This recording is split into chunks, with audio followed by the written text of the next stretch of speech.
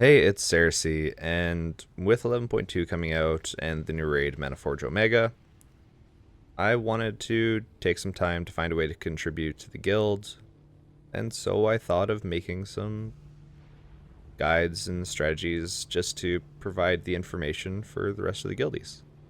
So I'm going to start with the first boss, Plexus Sentinel. First boss, not overly complicated. Two-phase encounter rotating between phase 1, which is focused on area denial and dealing with one group soak, and then phase 2, which is a gauntlet that everyone will need to make it through, break the boss's shield at the end, stop the phase, start phase 1 all over again. There are two abilities that are just sort of constant throughout. The first being Arcane Lightning. It only exists in Heroic and Mythic, and it's just going to be little circles. You stay in it, you're going to take damage. Simple enough, just avoid them. The second one being Powered Automaton. It's just something there to keep the healers a little bit engaged in phase 1. Now we get into the sort of interesting part of the boss, Plexus Sentinel, where you get an extra action button to use your Reshi Wraps. And where this becomes important is with this Arcana Matrix Atomizer, or Civ as it's also referred. It's going to be this wall that moves from right to left, and to if you get hit by it, you're going to die most likely. And instead, you can just use your extra action button, which will turn you into an ethereal ball.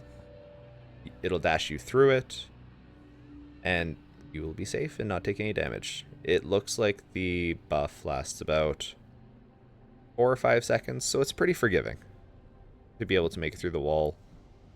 And the cooldown is there, but the walls aren't coming that frequently. With that said, in phase 2, there will always be one wall that comes through to dash through. This as you're making your way through the gauntlet. The wall will approach, you dash through it. In Mythic, they also have walls that come through in phase 1. It doesn't appear to cause any awful overlaps. It seems like it only overlaps with the first ability, which we'll talk about, but it shouldn't cause too many issues, and you just dash through it just as you would during phase 2.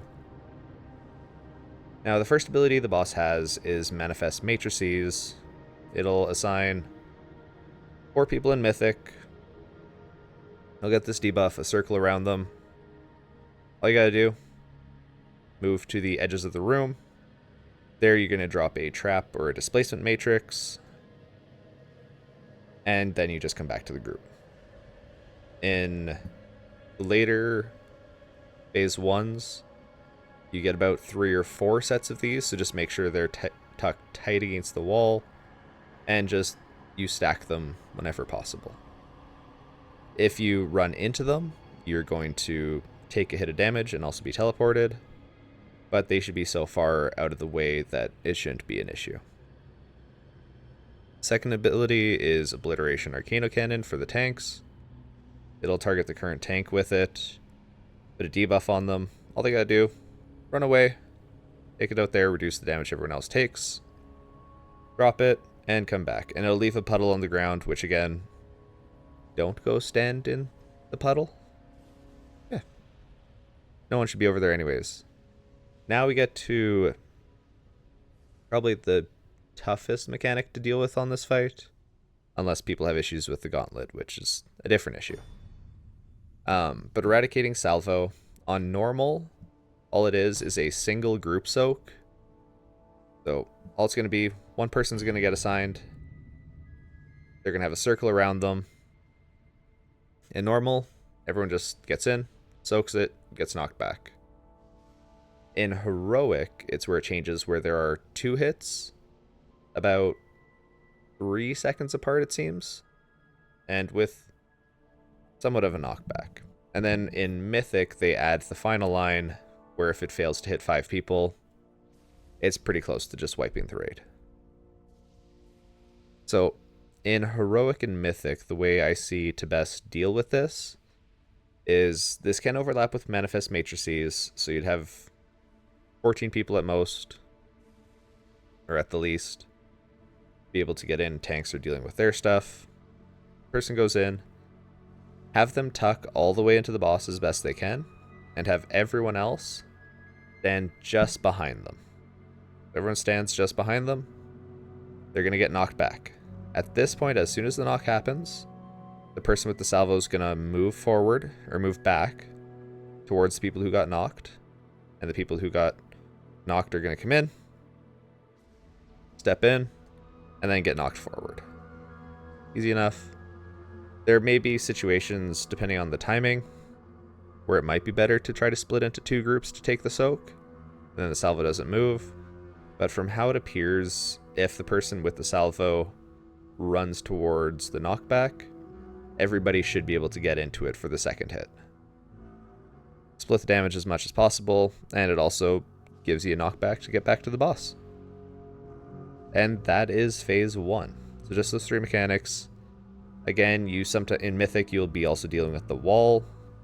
Dash through, the only overlap is with Manifest Matrices, it appears. And the salvo comes after the wall, so you don't have to deal with the wall during salvo. And then we get on to phase 2, where the boss will start its protocol purge, start channeling, knock everybody back, and teleport up to the next level, or next area. And the gauntlet will be set up with energy cutters, just beams that rotate, expulsion zones, which are just giant orbs. Dodge them. That's about it. And then make your way up. In Mythic, there is one additional mechanic in the overloading attendants, which are 2 mobs which will be spawned spread out. Seems one on the right, one on the left. And they will just channel energy overload. And all you gotta do is make sure to kill them as you go through the gauntlet. So you'll go through, make your way, kill off that first one, make your way to the second, kill off that one, and go. Deal with this, it might be worthwhile splitting into 2 groups, but they also seem like they can be close enough. So multi-daughters and that can hit both, so it might just be worth splitting melee as they go by. And then you regroup, back at the boss, break the shield, start phase 1 all over again. Go through the same mechanics, you'll deal with 3 to 4 casts of Manifest Matrices, I believe 2 casts of the Arcana Cannon, and I think it is 2 or 3 salvos. Then you go through, get knocked back again for another phase 2. The only change this time is you're going to be working through 3 sections of the platform. Make your way up, fight through it, kill the attendants, get the boss, break the shield, back to phase 1. Same thing, and with it moving up the platform to drop the Manifest Matrices, you could run all the way back, like the platform before, but it doesn't seem necessary. With only 3 to 4 sets going out, and if you tuck them in tight enough, it never gets in your way. Then you get knocked back for the final phase 2. This time you don't go back all the way to the start. It's only 3 sections you have to go through, fight your way through, break the shield, and then you get your final phase 1, and the boss should be dead. So hopefully that helps, and we are able to kill this sooner than later. And yeah, good luck to us.